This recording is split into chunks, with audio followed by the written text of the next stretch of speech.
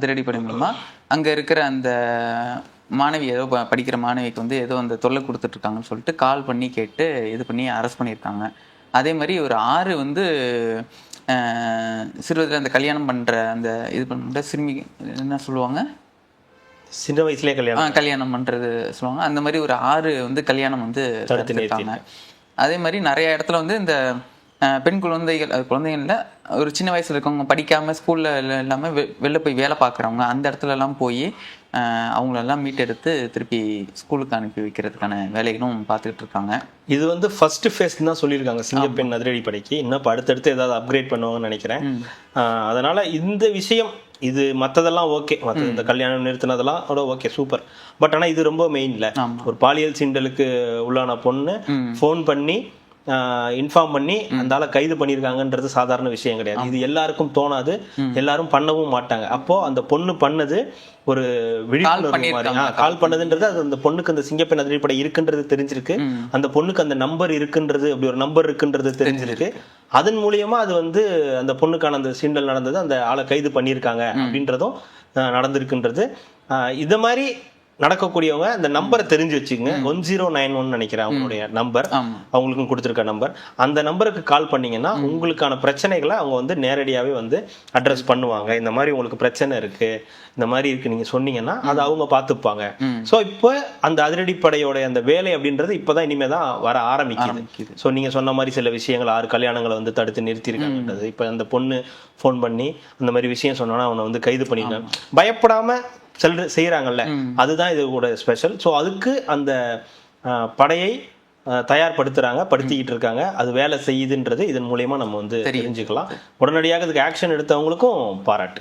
அதே மாதிரி இந்த குழந்தை தொழிலாளர்கள்னு சொல்லிட்டு நம்ம ஸ்கூல் படிக்கும் போதெல்லாம் நிறைய இருக்கும், புக்ல நிறைய இருக்கும்.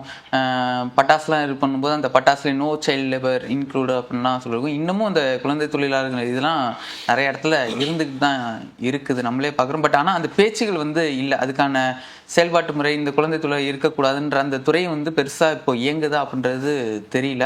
அதையும் கொஞ்சம் பார்த்துட்டு அந்த துறையை வந்து இன்னும் இம்ப்ரூவ் பண்ணால் நல்லா இருக்கும். ஏன்னா ஒரு இடத்துல மட்டும் குமாருங்களா, இவர் வேளச்சேரி எம்எல்ஏ, அவர் போய் ஏதோ இந்த நூலகம் கட்டுற இதில் போய் பார்த்துருக்காரு. பார்த்துட்டு இங்கே யாராவது குழந்தைங்கள இந்த 18 வயசுக்குள்ள இருக்கிற குழந்தைங்களாம் வேலை பார்க்குதா அப்படின்லாம் போய் பார்த்து இருக்கக்கூடாதுன்னா சொல்லிட்டு வந்திருக்காரு. ஸோ அதுவும் பண்ணால் நல்லா இருக்கும்.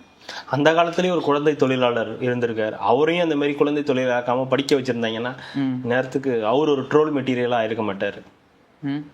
சோலார் ஸ்டார் மகேந்திரன் அவர் குழந்தை தொழிலாளர் தானே.